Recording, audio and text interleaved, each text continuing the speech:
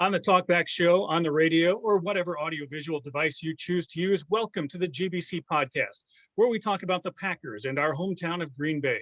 This is episode 15, created May 1st, 2022. I'm John. I'm in Appleton, Wisconsin. Along with me, as usual, Jeff in Minnesota and Neil on the East Coast. But this time around, we have two guests who also hail from the GBC. We've got Dean and J.P. along with us. Say hello, gentlemen, and tell us what you're drinking. Hello, gentlemen. Gin and tonic. I'm drinking a German alt from our local tap house, just dangerously close to us. It's called Third Act, and that's what I'm drinking today. So I was just in Argentina, and I really enjoyed the beer, so I'm drinking a collaboration between Dogfish Head, one of the best breweries around, and Patagonia from Argentina, the Pilsner. Bloody Mary for me. And I've got a coffee and Kahlua with some Tippy Cow in it as well in my commemorative Green Bay Packers Quick Trip mug, straight from Lambeau Field. Gentlemen, how are you tonight? Don't forget, everyone else, you can find us on YouTube and Twitter at Green Bay Chat and Facebook at the GBC Podcast, Green Bay Chat. And now just the audio is available on Spotify and Anchor by searching for Green Bay Chat. Topic today really is going to be the NFL draft and the Packer draft results. We'll touch base on some of our favorites, maybe projected starters, and if we have time, we'll talk about the undrafted free agents that are coming into Green Bay. But right now, let's kind of go around the room here and tell us how you guys felt this weekend, starting Thursday night. I know we chatted a bit then as that draft was going on. I'm going to go down my board here. Neil, why don't you start at the top? I mean, we as we have talked about offline, right? This is something where we've really, liked the fact that we, of course, had a lot of picks that we could use, but also that we seem to use them well, and we use them in different areas. We obviously took the shotgun approach at wide receiver, but we also did some shotgunning at line and filled in some additional strengths on the defensive line as well, right? Essentially, if you're looking at the places where we had holes, one could argue that tight end is the only place that we didn't really touch as far as our holes are concerned. And, and Dean's now got to avoid touching his computer. But I'm the one who does innuendo, Neil. You're stealing my bit. Wow.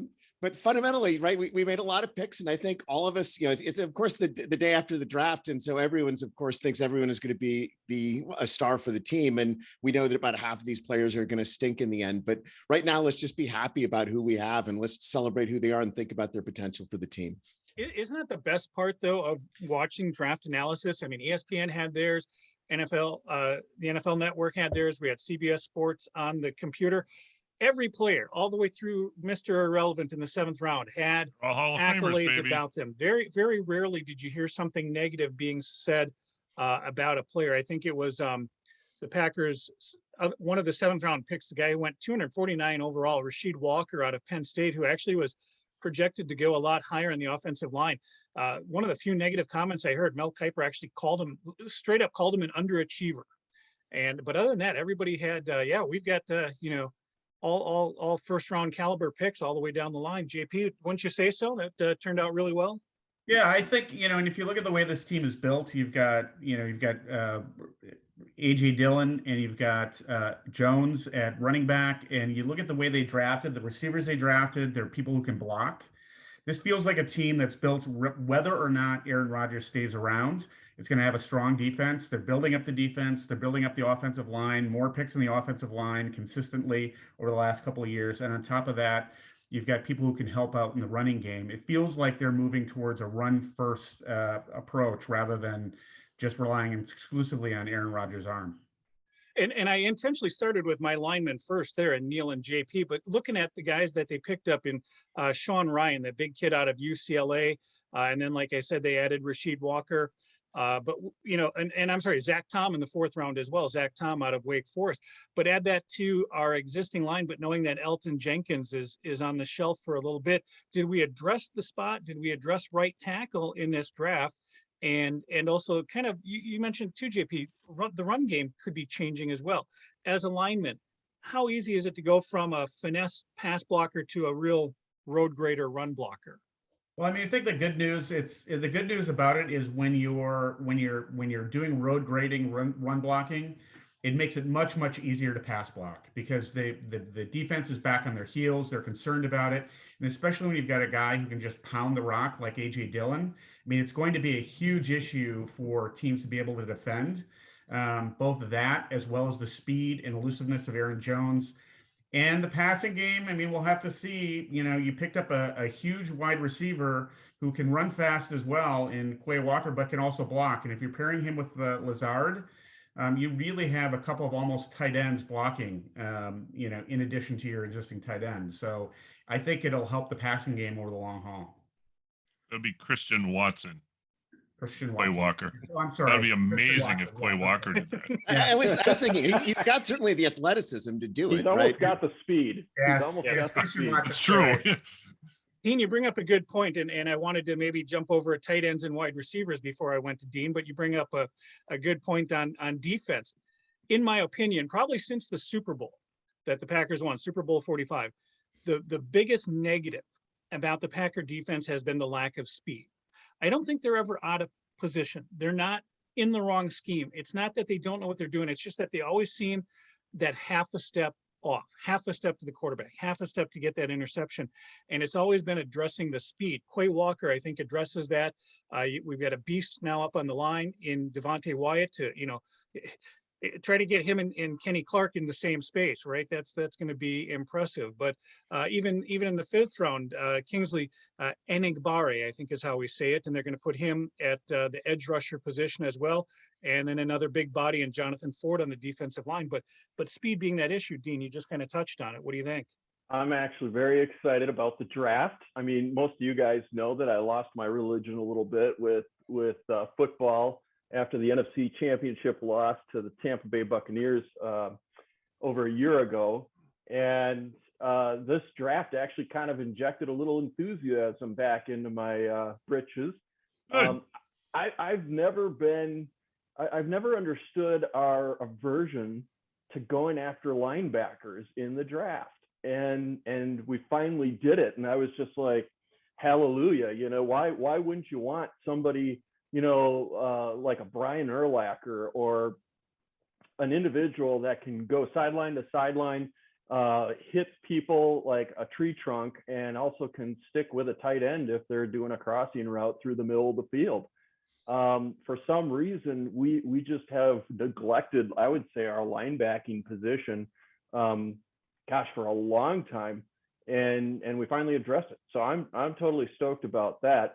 I want to make one comment too, which also might, I think, maybe explain the Packers' philosophy on their approach to this draft, because you talked about all the pundits and the people who were talking about the draft or even mocking it beforehand. And, you know, everyone saw the Packers trying to maybe move up a little bit, trade some of their picks away, move up, grab one of those top wide receiver prospects.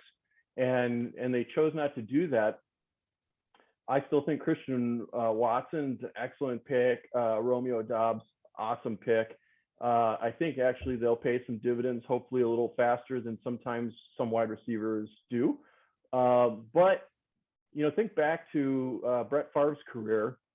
I might suggest to you one of the most unfortunate injuries that the Packers suffered was probably one of the best things for Brett Favre, and that's when Sterling Sharp got injured and had to leave the game. He couldn't play anymore. That was the only person that Favre seemed to find reliably over and over and over. Yeah, he threw the ball to a lot of different people, and he threw a lot of errant passes and double and triple coverage, all the things that people love Favre for. But once Sterling Sharp wasn't on the field, it forced him to become a better quarterback and really understand, I think, more comprehensively the offense that Holmgren was trying to implement. I'm kind of curious to see if that isn't somewhat the case with Devante Adams taking off. We're going to have some young wide receivers. I think they'll make the team. But, you know, you look at where we're at, an aging Randall Cobb, you've got Alan Lazard, wonderful talent, way more impactful to the offense than just catching balls, and that's often overlooked. But I see where you're going with that, Dean. Definitely, right. Your number one playmaker as a receiver is gone, so it's going to force Rodgers to spread things around. But Jeff, I want to pick on you because when we did our highly scientific draft predictions, you ended up with Chris Olave in the trade up, which I said, boy, I thought that would be a good one. And you had asked me what I thought it would take to trade up. I said, well, geez, you might have to trade 22 and 28 to get up to number 11 where Washington is to get that And I was Yeah. pretty close to being right there because that's where Washington Yeah. grabbed Olave. But what do you think? Taking a look at what we did and what we could have had, would it have been worth it to trade those 2 picks to get up to 11 to get that playmaking receiver? No. I would say no. I mean, if Olave turns out to be the next Jerry Rice, well, oops, but probably not. So this is, as we talked about numerous times, what our guests had talked about. This was a draft. There was a truckload of wide receivers in this draft, but there was also depth at other positions, and there wasn't, after the first 15 or so picks, the talent, I would say, got muddled, but it kind of the playing field was a little bit leveled. So the fact that they took, two players on defense, I think, which was desperately needed. I mean, yeah, we needed a wide receiver. So they ended up picking three wide receivers. There's 3 more undrafted free agents, wide receivers that they picked up, at least according to what I just recently saw. So the shotgun is happening from the wide receiver position. They still got a bunch of picks. They still kept those 2 first-round picks. And hopefully that will, it's a number of the Packer players, current players, defense wins championships, tweeted that out. So it's just, there seems to be, everybody's kind of all in on okay, let's really shore up the defense, speed and everything else. And then, okay, the wide receivers, the offense, we're going to be just fine. Well, with that, let's talk about trading, and let's talk about that 2nd-round draft pick in Christian Watson. Christian Watson is a guy who, we call it Packers Twitter, or, all the Packer fandom online. This is a guy that a lot of the so-called pundits, all the mock drafters, everybody loved this kid out of North Dakota State. It's not a Division I school, or not the FBS school, right? But he's a Neither big was kid. Alcorn State. Yeah, right. Well, but also Donald Driver was a 7th-round pick as opposed to a 2nd-round pick. Now, That's true. Green Bay took those 2 2nd-round picks that they had, and they did trade up to get Christian Watson at number 34. Now, there was a big trade a few years ago that you guys remember, that Green Bay actually traded backwards out of the 1st round into the 2nd round, and with the 36th overall pick, they got a kid named Jordy Nelson out of Kansas State, a school that, why are we drafting a kid out of Kansas State as a receiver? And I think that you can almost look at Christian Watson the same way. What do you guys think, knowing what you've read about him so far? What do you like on his playmaking ability? I mean, I would just say, John, that if you look at Christian Watson's measurables and they're off the charts. Right. But on top of that, you're looking at a guy who is indicating that he's part of that Donald Driver, Devante Adams tradition of hard work, that he wasn't the most polished receiver, but he worked at it and he worked at his craft. That's going to be hugely important as a piece of this to maintain that. And hopefully a guy like Cobb will be able to teach him the Packer ropes on how that works, because that's one of the things you're losing with Devante Adams, is a guy who outworked everybody on the field. The other thing that I would say about Christian Watson, though, right? You said, well, he's not from a bowl, top tier program, Power 5 program, but North Dakota State has won 3 of the last 4 FCS championships. They are the best team in FCS. This is a guy who's used to being a winner, and I think there's a lot to be said for combining not just that raw ability, but somebody who has been in a program that knows what it takes to win championships. He knows what's going to be involved as far as taking himself to the next level. Neil, going back to what we said in the last show, you did the kind of the what would have been, or how would we have looked at a kid named Bart Starr coming out of Alabama going into the draft? But there's something about Starr that he became, and it's something that we still talk about, and it's that term Packer guy. Is he a Packer guy? And I think you look at Christian Watson, the thing about the top 2 draft picks coming out of Georgia, we said, hey, you don't have to change that G on your helmet. Well, Christian Watson doesn't have to change his wardrobe because he's staying in green and gold, right? Same colors. Would you say, Neil, does he feel like a Packer guy to you? I've not watched him. I'm not going to pretend that I'm this great draft analyst who knows everything about every player, but everything that I've read about him, certainly, I mean, he gives us a dimension that we didn't have before, as far as the speed, as far as the size, as far as somebody who's accomplished at catching the football, as far as moving around. And so he is clearly an upgrade on MVS as far as I'm concerned. And, that is sufficient as far as moving us forward. Jeff, you were going to say something there too. Are you in the same boat? Yeah. Oh, like I said, I think, like I said, I don't profess to watch. Never watched him play, obviously. Although some family members, between NDSU and North Dakota State, yeah, they would have probably liked to have seen him be a Viking. But that being said, no, I think, again, football isn't played on paper, but I mean, he's a big kid. He's a hands catcher. And it took 2 second-round picks trading up, but I think, somebody, as I talked about before last episode, somebody would have drafted him on a spite or something, and just because the Packers, I think, by trading up, and I will let it be known here that you missed that trade because you were watching Jeopardy. If your text That's right. was true, I'm like, come on, really? But to jump in at the top of the second round to pick him, I think I have no problem using those 2 second-round picks to get him. And Neil, like you said, we don't pretend to know everything. So we do have 2 other wide receivers in the 4th round at 132 overall, Romeo Dubes out of Nevada.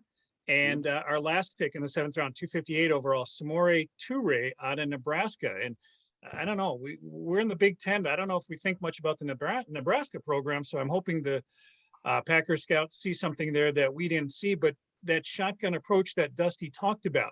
Let's see how many receivers we can get and see what happens. A few years ago, they did that as well. The 3 receivers they got were Jamon Moore, Equinemius St. Brown, and Marquez Valdez-Scantling. And we know how that experiment works. So, let's hope that this experiment, these 3, works a little bit better. Dean, you like our receivers? You like wide receivers, Dean? Yeah, I do. I watched a little bit of video on Watson, and it's edited tape, right? So you're seeing all the incredible stuff, but he really has, it seems like in all of the shots they had of him, he goes out there with his hands and he grabs that ball out of the air. And at 6'5", I like his chances against those 5'10", 5'11" defensive backs that weigh about 185 pounds. He's not much heavier than that, but he's basically meant to be a bolt of lightning on the field. This is Herman Moore against T-Buck. That's what you're saying. Yeah. And Yeah, exactly. Catching the ball, I think the word we want to use today is snatch. Neil, I said this too. Neil, I totally forgot my trivia question. We got 2 guests here. I'm going to throw this out there. Neil, we talked about one of the not so great Packer drafts, or the what if draft, and Terrell Buckley being one of the Packers' 1st-round picks. And I think if you look at it, if Terrell Buckley had his whole career, the same stats that he did in Green Bay, we'd be exalting him. JP and Dean, here's a trivia question for you. In his entire NFL career, how many total interceptions did Terrell Buckley have? Shockingly high. In his whole career? In his whole career. I will tell you, he is tied for 35th on the all-time career interception leaders list. So pick a number and then double it. I guess 17. Huh? Okay, triple it. Yeah, triple that. No, I'm thinking like 45. Close, 45. yeah. Wow. 50. Terrell Buckley had 50 career interceptions in all the teams that but he did great in Miami. Yeah, not for the leaving Packers. Green He Bay. didn't have 50, but if you read Ron Wolf's book, the thing that he sort of pointed out about that specific pick and about picks in general is it's as important to have somebody who fits your system as it is somebody who's got talent. If somebody's got great talent and they don't fit your system, like Buckley, that's that becomes a problem. And they needed somebody to fit their system, and he didn't. And he still had a great career because he fit that system in Miami much better. Yeah, and if only we had taken Troy Vincent, Right. and instead Miami took Troy Vincent and they swapped him out for Buckley after a few years. All right, anything else about this? Oh, I know the guy I wanted to talk about. In our 3rd round, the 92nd pick overall, Sean Ryan, the tackle out of UCLA. I think I had sent those stats to you guys. He is a big kid, but his hand size, my goodness, 11 and 5/8 inches on his hand size. Imagine getting that meat hook up under your pads there while you're trying to run block. I mean, is this guy going to be a rock on that line, Neil? Is he going to be pretty solid? He's my favorite pick in the entire draft. I mean, obviously, I think that we're going to get more total from skill players than you are from a lineman, but Sean Ryan is the guy that I'm most excited about. I think he's going to start immediately. I think he's going to join the Bakhtiari and Jenkins tier in a couple of years. I think that this is somebody who is going to immediately improve our offensive line as far as blocking on the run, blocking on the pass. And he's also, in addition to his size, he's incredibly athletic. And so with Zach Tom, our 4th round pick, those two had the 2 largest vertical jumps of any 2 linemen in the NFL. So we've got guys that are huge and incredibly athletic, and that bodes extremely well for our system in particular.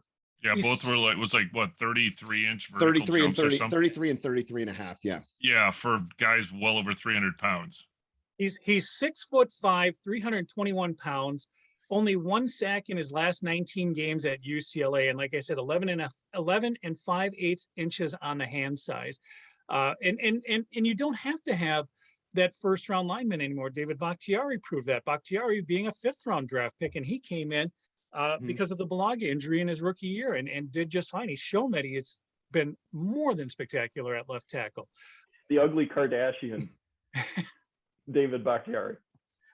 The question that we need to find out is, can he slide into right tackle right now while Jenkins is still recovering? I think that's between him and Zach Tom. I think those guys are going to get an opportunity to hold that side of the line. Yeah, and I mean, Royce Newman's position is certainly not guaranteed. That's for sure. I think that there's that entire right side is completely open, and you've got 2 guys in both Zach Tom and Sean Ryan that have that ability to step right in. So I'm really excited. And you said that we're going to get to our sleeper picks. Well, I'm going to go right now, as long as we're talking offensive line. I think that Rasheed Walker is the sleeper pick of the draft as far as his potential is concerned. So, you've got Mel Kiper calling him an underachiever. Well, that's because his 2020 season, he was so good that if he had come out and been drafted in the last year, he'd have been a probable 1st round pick. And so he slid from the 1st round all the way to the 7th round because his senior year wasn't so great, but he was a 3-year starter at Penn State. He's somebody who obviously had a bad year last year by his standards, but he's shown in the past that he can be somebody that's truly one of the best people as far as pass blocking is concerned. And I think that we've got a chance at a real gem for him if he sort of gets back to forgets his last year and moves back to where he was before. And as long as he's one of these character guys who sort of is angry that he fell to the 7th round when he could have been a 1st rounder, this is somebody, if he's got that motivation, he's certainly got the ability to do it. Dean, you got a favorite pick in this draft? I think that, again, it's probably easy to go with Quay Walker, but I'm just tickled we finally are investing in our linebacking core. But actually, I think the sleeper is going to be Kingsley and Ngabari. I think. Yeah. The kid out of South Carolina. The Gamecock. Correct. Well done, sir. I'm just going to say it since all of you have stepped around that one. I think that he could be also that kind of guy who might have a little bit of a salty chip on his shoulder. Before the injury, there were a lot of people that were talking like a day 2 selection kind of a guy, and he fell to the 5th round. What I've read is they say he looks a lot like Zadarius Smith, and probably will be filling in nicely for Rashawn Gary or Preston Smith, or even taking downs with him. I don't know. It'll be interesting. Yeah, it's another guy. He had a 2nd round grade to him. I think he was I think number 56 on the big board of players from CBS Sports, and Green Bay gets him at 179. So that's another nice value pick down there in the 5th round. Well, the other thing is that, he was not somebody who underachieved his senior year. So Pro Football Focus put him as one of the top 3 pass rushing grades of everyone in the entire draft. Top 3 pass rushing grade. I'm willing to take talent like that for sure. Talking to my brother, we were trying to figure out why he dropped all the way down to the 5th round, and the only big knock against him is his slow 40-yard dash time. It was like a 4.78, 4.9 or something. 4.92, and my brother very insightfully says, "Well, thank God we'll never ask him to run 40 yards." Right? No, it's It's absolutely true. He has definitely, he's got the spot there that he probably came to the right team that is looking at that defense to really improve and really shine. And if he can get in that rotation with our edge rushers, I think he'll do just fine. He's not going to be expected to be down there out there every 3 downs. Same with Devante Wyatt. Devante Wyatt, I think, is my favorite pick right there, because another one of the big bodies out of Georgia. Between him and Jordan Davis were the 2 that I liked. We couldn't get Davis, and surprisingly, Wyatt was not only was he there at 22, and I was surprised that we didn't take him, but then he was available at 28, and we did grab him. And the knock against him, he had some domestic violence issues, charges against him that were later dropped while he was in college. And I think that we feel that the Packer brass, did their due diligence in talking to this guy in the off season. JP, I don't know if you read anything about that, but the potential here of could this kid be a Mossy Cade or a Johnny Jolly situation, or is he someone that you think the Packers have his head squared on correctly? Now, I think they did their due diligence when you're drafting at that position. I think the Packers of all teams understand that and understand the smaller city sort of aspect of that you can't hide as much in Green Bay as you may be able to in a larger city. So my understanding is that they found that there was stuff that he was in trouble for, but it was not necessarily violent per se. And so I think that's good news. I think that he's going to be an interesting one. I think Quay Walker is going to be interesting because he slots in immediately as a starter. I think there's a lot of opportunities for the 3 wide receivers that they've got that they drafted, that there's going to be a lot of room there as time goes on, both this year and next, to be developmental. So I think there's a lot of time, for a number of pieces of this draft to develop.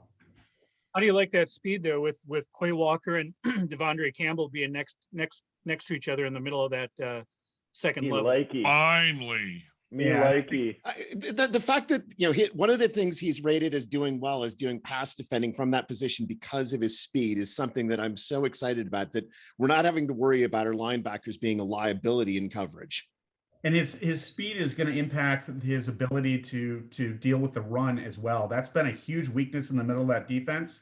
Both, the 2 first-round picks are going to deal with that middle of that defense, make it a lot harder for teams to just pound the ball against the Packers and, give them some opportunities to move forward and be the solid defense that we know they can be.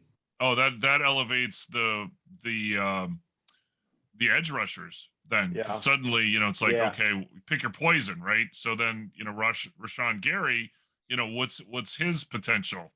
Double-digit sacks, mid-teens. I mean, if the center is clogged up, if they can't run, they're gonna focus more on the pass. So then, okay, maybe that'll play to that strength. Whether Quay Walker actually plays angry or just appears to play angry because of his flat out speed, I don't care. The outcome is the same.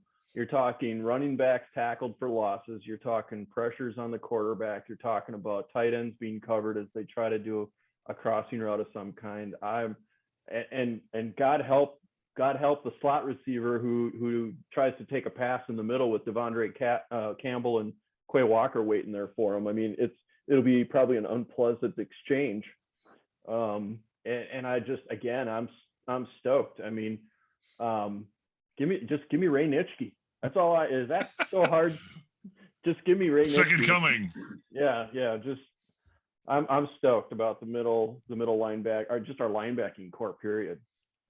Jeff, we didn't get to you. Jeff, what was your favorite pick in this draft? What'd you like about it? As I've been listening to you talk, I don't know if I necessarily have a favorite. So what I was Jeff, everybody around me gets to listen to me talk. That's just the way it is.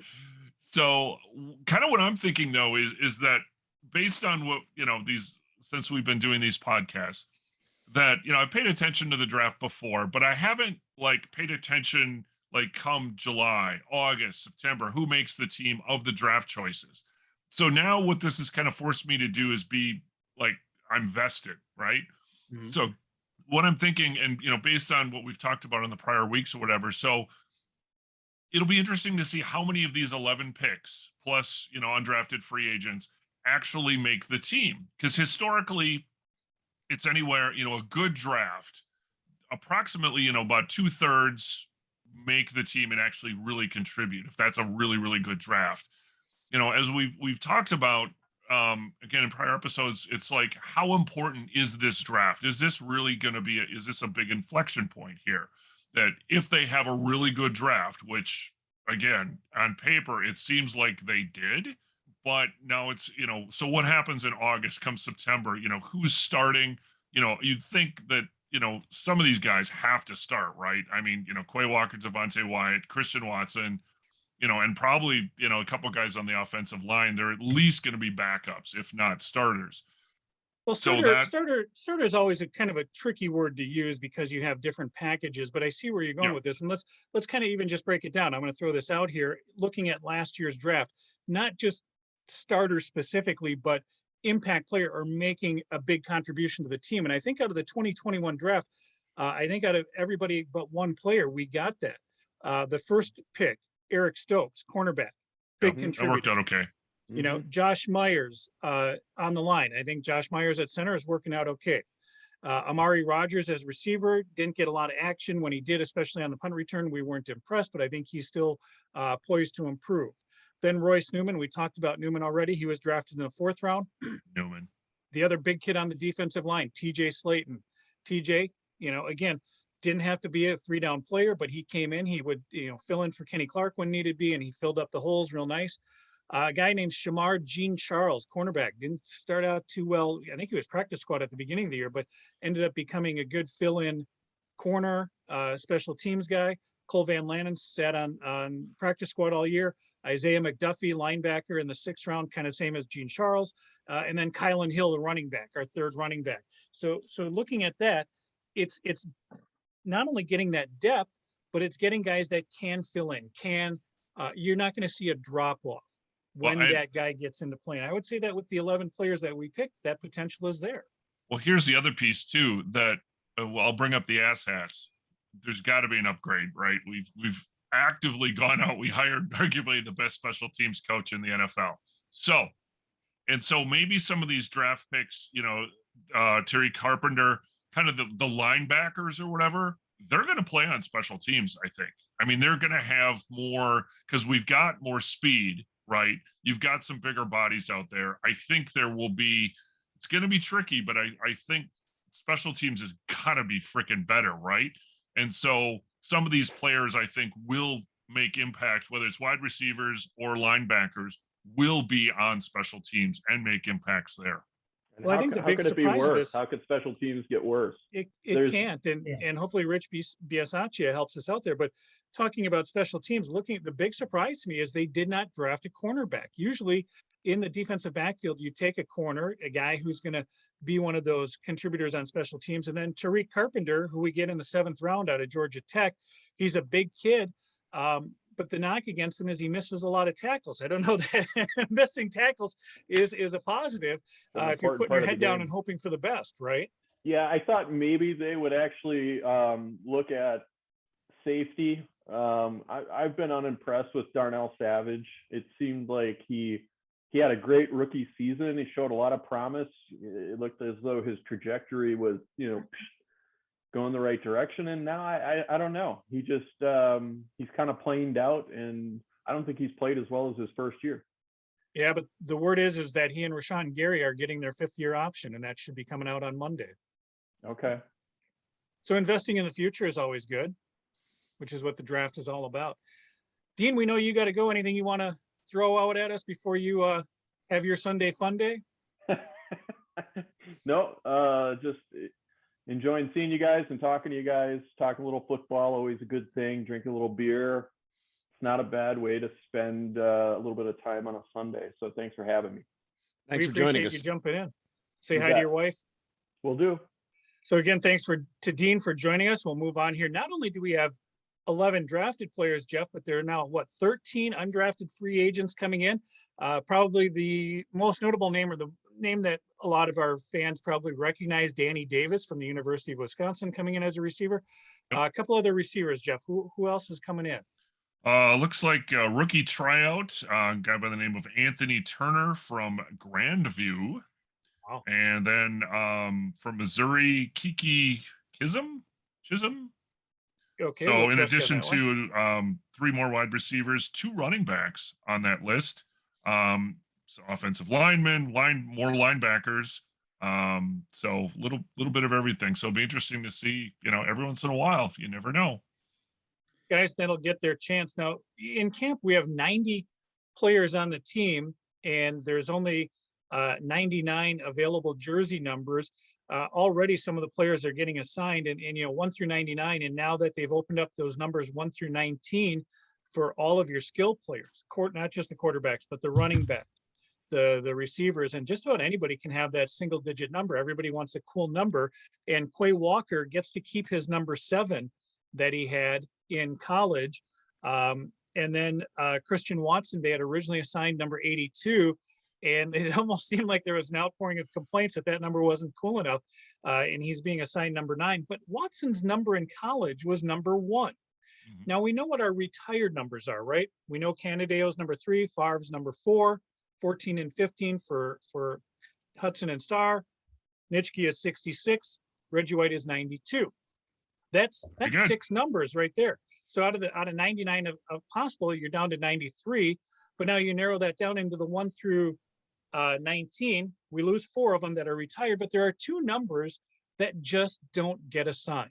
Number 1 for Curly Lambeau and number 5 for Paul Hornung. And that really reduces that range of cool numbers. And I think, in my opinion, it's time to open those numbers up. If they're not going to retire them, then we got to start reusing them. I know there's a stigma to being number 1 or having that number 1, and you kind of feel like, boy, someone better be really special to get number 1. Unfortunately, you don't know how special they're going to be coming in. I would have liked to see Christian Watson been able to keep his college number since we've got those opened up at number 1. But your thoughts there? Because Mikowski wore 5 for a little bit as well, didn't he? Yeah, Don Mikowski wore 5 before they switched him back to 7, and there was an outcry about him wearing 5. So they switched out. I think to get those numbers assigned, they're going to have a superstar come in who wants to use one of those numbers. Otherwise, I don't think they're going to get assigned anytime soon. So the seal has to be broken by someone coming in as a free agent and saying, I want to be number 1. But yeah, number 5, I mean, since Hornung wore it, Vince Ferragamo wore it in 86, Willie Gillis in 87, Don Mikowski also in 87, and then a kicker named Curtis Burrow in 1988.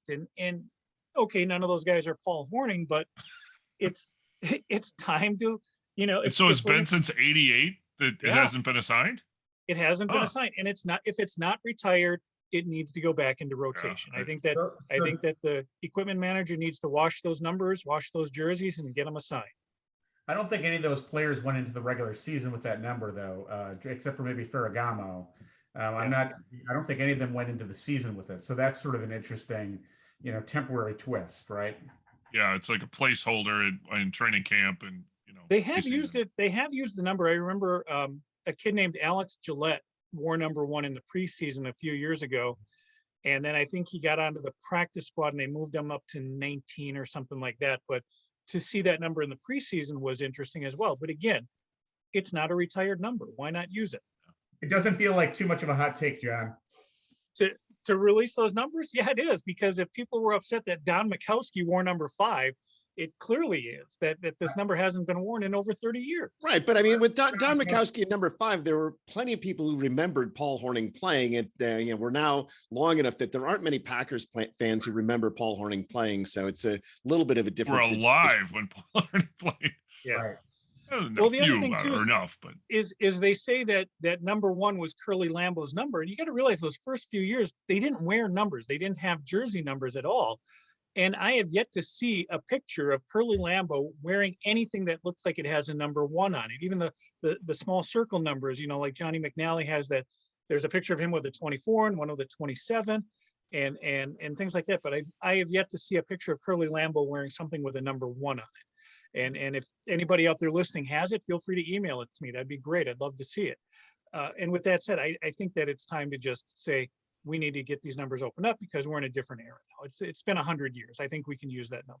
You either need to retire it or move forward. I agree that you need to do one or the other. And if you're just not going to sign it, then you can do that temporarily, but that's not a permanent solution. You need to do one or the other. I also like a big number on a big kid. Sean Ryan, that tackle, 6'5", 320 pounds. He's wearing number 75. That's a good number for a big tackle, isn't it? It is. Beats the hell out of 56, right, JP? Yeah. That was what Kenny Rutgers. Was it Rutgers number 75 back in the day? Rutgers, yeah, I think he wore 75. Mm-hmm. Okay, enough about jersey numbers. Let's maybe talk about what our competitors did, what they did right or wrong. Let's just look at the NFC North here. And I want to pick on the Detroit Lions because really the Detroit Lions had a rough year. Their only two weaknesses really are defense and scoring. And I think they sort of addressed both of them, certainly with defense to grab Aiden Hutchinson, the defensive end out of Michigan. I think they looked at that availability and said, we need someone to really put some pressure on Aaron Rodgers if he's staying in Green Bay. They're addressing of scoring, I think, grabbing Jamison Williams. They traded up to number 12 to get Williams. Now, he's not going to be an impact player right away, but he could be down the road. But again, another year where the Detroit Lions take a wide receiver in the first round. But that even brings me up, Jeff, the Lions traded into the number 12 spot with Minnesota. What exactly, and you might have a better finger on the pulse here, what exactly is going on in Minnesota with the number of trades that they did going on that draft? And have they declared themselves draft Super Bowl champions yet? Not that I've heard. However, as you mentioned, so the Vikings originally had the 12th overall pick, and they traded that to a division rival, Detroit, who went and picked a wide receiver. So then day two starts, and they have the 34th pick. Yeah, it's right in front of me. The 34th pick on day two, right at the top of the second round, and they trade the Packers, of course, another division rival, and again they move down. So there's been, depending which camp you're in, it's either like, what the hell are the Vikings doing trading with NFC division rivals and basically allowing them to move up and pick good players, in this case, both wide receivers, or is it just, kind of that they think, oh, well, we're getting more players because of this, and so we're fleecing our rivals? Two schools of thought, who knows? It's unusual. And I know it was brought up on what I was listening to on ESPN more than once, where they're like, this is so odd that they're doing this. It was, kind of an unwritten rule. But again, it's a leadership change, new regime here in Minnesota. So I guess they thought, what the hell? If they're going to offer us more picks, we'll go for it. I think their thought is that they think they're smarter than the other teams, which is the general fallacy that most GMs have. And while we don't care if we trade with we don't care about trading to our rivals, because yes, we are actually fleecing them because we are smarter than they are.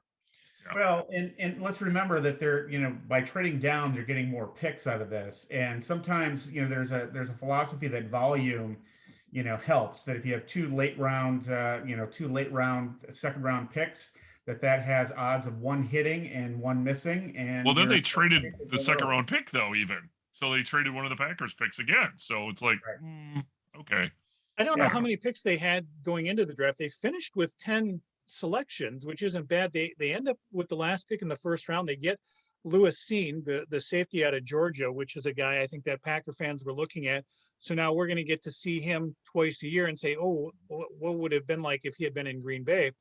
Andrew Booth, the cornerback out of Clemson, is their second round pick. And then they also get Brian Asamoah, linebacker out of Oklahoma. He's another kid that I think Packer fans specifically were probably looking at in the third round. I feel like Brian Asamoah and Leo Chanel, the Badger, were guys that, again, our Packer Twitter friends were probably looking at to get into the list there. But the Chicago Bears too, their fans got to sit around and watch everybody have a lot of fun on Thursday night. They traded everything away to get Justin Fields, but then they come back in, they get 3 picks on Friday night. Not bad. Kyler Gordon, the cornerback, Jaquan Brisker, the safety out of Penn State, another kid that I think that had he dropped a little bit and been available in the third round, Green Bay would have looked at. And another receiver, a kid that I think had a visit to Green Bay, Velus Jones Jr., receiver out of Tennessee, went number 71 overall. And I think he's one of the kids that came through and had a visit. So again, these are names that you can say, okay, these are guys that were on our short list. Let's see how they do when they play on our rivals. Neil, I know you only pay attention to who's on the Packers. You don't give a shit who. I could not care less. I mean, we know half the Packers players are in all likelihood not going to work out long term. And I'm working to I always want to get excited by my own players, but I really can't get excited about half the players on some other team not working out and trying to speculate on which half are going to work and which are not going to work. The other thing that I would say, as far as your draft analysis of the North is concerned, is you said that Detroit's weaknesses are defense and scoring. And, those are two big weaknesses, but I would argue that their biggest weakness is being Detroit. And I don't think that, even if they solve the defense and scoring, I don't know whether they can overcome the being Detroit element. You talk about number of players though, Neil, your math is pretty good, because if there's 90 players on a roster right now and we have to cut it down to 53, that's almost half of these guys whose names we're going to try to remember. We're not even going to know when it comes down to it. But what, Jeff, with the number of receivers in the undrafted class and the number that we brought in and who's been sticking around, there's got to be a dozen receivers sitting out there. We've got 4 quarterbacks to throw to a dozen receivers right now as everybody's kind of getting warm in camp. Neil, I know you want to look at this question. How many guys do you think Green Bay ends up in that? It's probably way too early to ask this question, and we'll revisit in July, but how many receivers are you comfortable with keeping on your roster? Well, I think that, one of the things we talked about as far as the draft was concerned was, we assumed that in a tight end rich draft that the Packers were going to draft a tight end. And obviously we didn't. And this might signal that there might be a change in the scheme of Matt LaFleur, that, we went tight end heavy because we had a lot of tight ends and our receiver core wasn't so deep. And that may not be what he really wants to do. He may want to shift it to a more normal type of tight end situation where we keep 3 tight ends instead of 4 or even 5 tight ends. And, that means you keep 7 or 8 receivers instead of 6 to 7. So Neil is definitely upset that hole was not filled and we did not touch a tight end. Ooh. See, I told you that was my job. Yeah. JP, I want to ask you a question.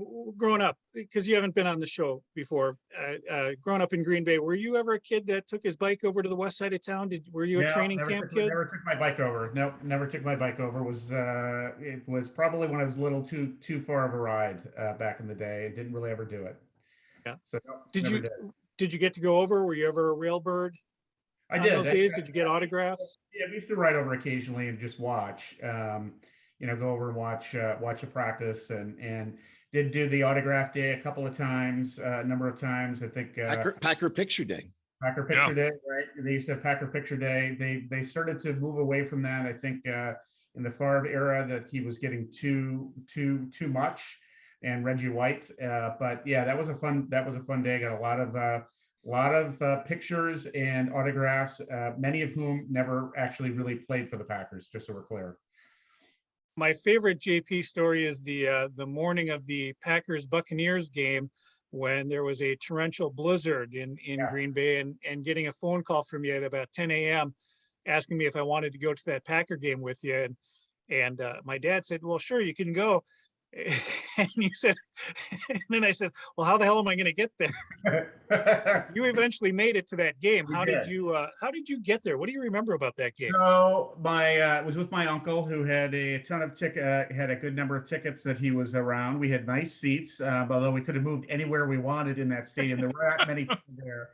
And so we actually left at halftime because it got so bad that they were afraid to drive on the roads at halftime, and did not get home. I actually stayed at my cousin's house overnight after that game. And I had those tickets, kept them because it was a memorable game, it was a memorable push.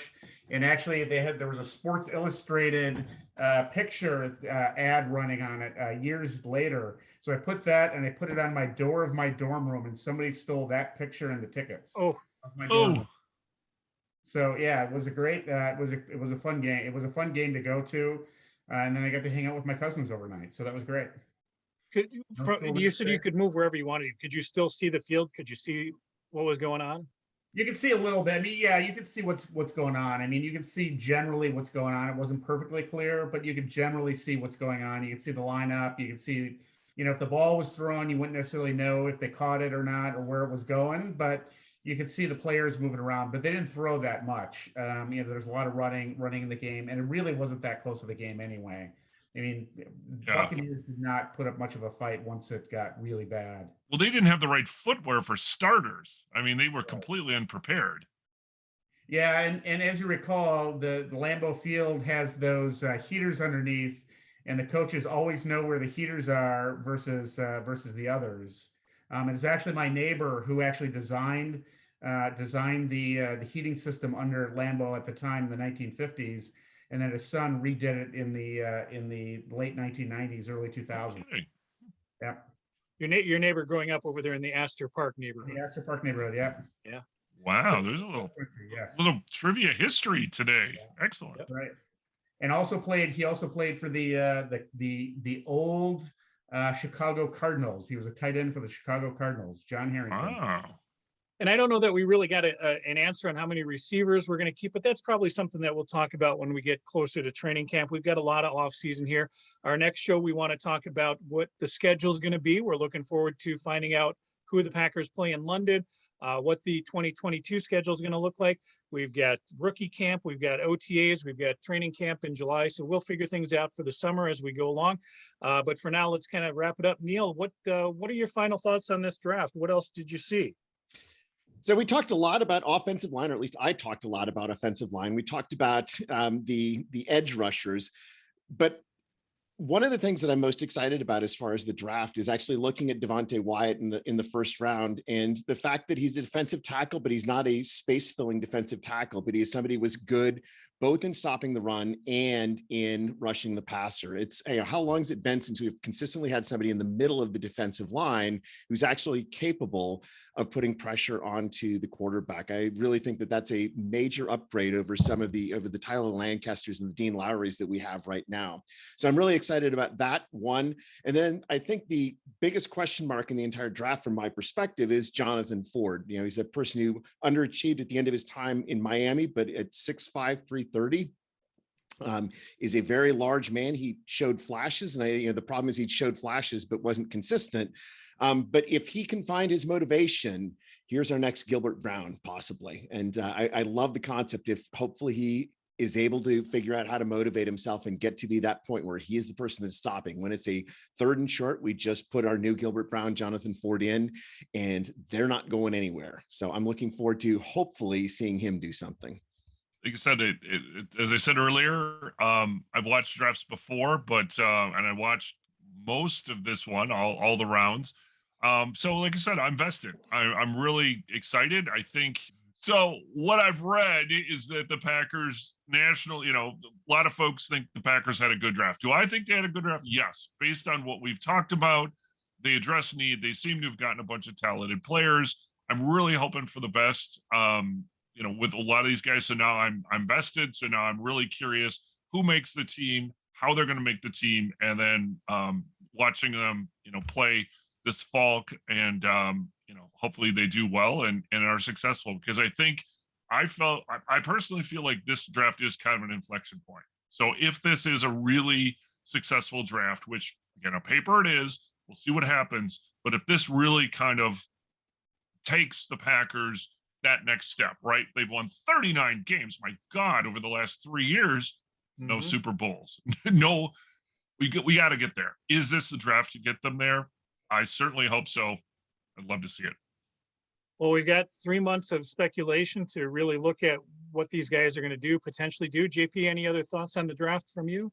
Yeah, I do think if you look at the draft, it feels like there's a change in philosophy from the prior years. I think they went older. They went with mature. They went with big programs. They went fast, and 3-year, 4-year starters in a number of cases, rather than in older players, rather than younger players. I think that's indicative of the approach that Gutekunst is doing this year. That he is looking for players who can contribute quickly, understand the NFL defense.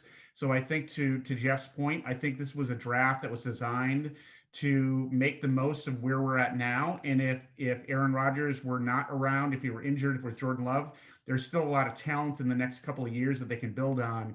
But it's a mature draft. It's not a young, taking chance, dice throwing draft. Neil, the one thing we didn't talk about was the number of trades in that first round. You threw out the challenge in the last episode. You picked a number at 6, and everybody who said 6 or higher ended up winning. I lost that bet, but 9 trades, not, and that doesn't count the trades that happened before the draft. Those were 9 draft night trades. That's a lot of action going on.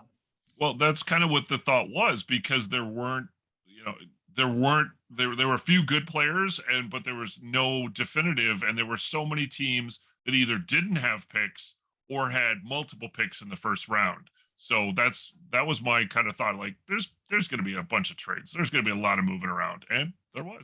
And we even quoted Mark Murphy, who said prior to the draft, Murphy said he would be surprised if Goody Coons didn't have some action in on that in the first round. And well, he didn't actually. Ironically, Green Bay held on to their 22 and 28, but then didn't make that trade, didn't make that move until the second round. Yeah. I really feel that it was a shrewd move on Brian's part. I think that he did filled every need that they were looking for. They got the pieces of the puzzle that they want to put together, and I like this draft. I like the way they put it together. A couple of question marks late down, but that's okay. You don't hit on a winner in every round. But I think as long as your top 4 picks, Quay Walker, Devante Wyatt, Christian Watson, Sean Ryan, if those 4 guys are contributors, they're going to have a great season. The Packers are going to have a great season as well. All right, get more information on the GBC podcast at Green Bay Chat on Twitter and on Facebook at the GBC podcast Green Bay Chat. And may you fully appreciate the magnitude of your impending good fortune. Thanks for joining us. All right, thanks for joining us, JP. Thank you for having me.